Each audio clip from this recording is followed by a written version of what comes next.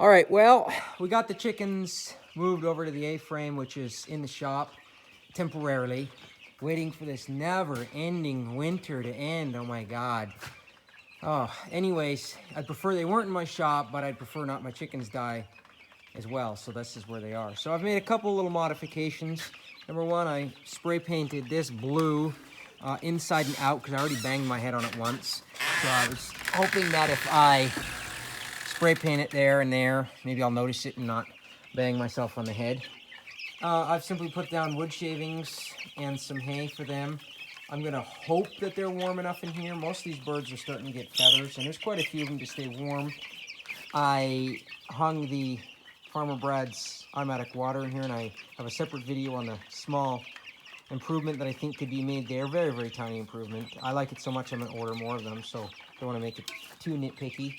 And I've hung a heat lamp in here, and when I was much younger, I was asleep and my dog started barking, and the neighbor's barn was on fire because their heat lamp had fallen, and my dog woke me, obviously, and I went and knocked on their door frantically, and the fire had almost reached their house and saved their lives, my dog. We got a steak dinner.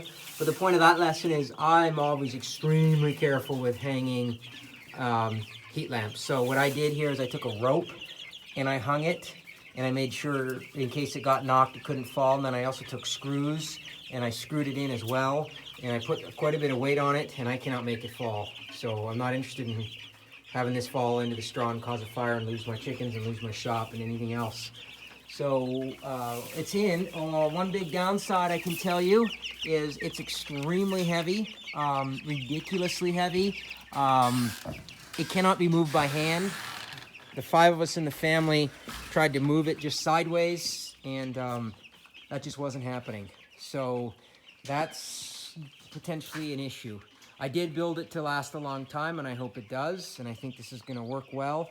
The chickens were ridiculously overcrowded in the brooder, so this is going to help a lot with that. Obviously, as you can see for now, even though there's 100 birds or so in there, there's lots of space, nobody's fighting. They are huddling a bit in the back, but they haven't found the heat lamp yet because I just turned it on, and I'll check on them later. Luckily, I've got radiant floor heating in my shop, so what I'll do is I'll crank it up for a few hours and get this floor a little bit warmer, and hopefully they're gonna be just fine until the snow finally goes and they can go outside. And I'm gonna have to build a bunch more of these because I've got 100 birds in here, and I've got another 50 birds or so coming from Murray McMurray, and I've got 2 full incubators. Plus I already have at least 30 or 40 chickens, plus turkeys. Plus I wanna get some ducks. So I mean, at this point I'm up to about 300 fowl. And when the farm is really going, I hope and expect to be doing, I'm gonna hope for 5,000 birds a year. That's my goal in this town.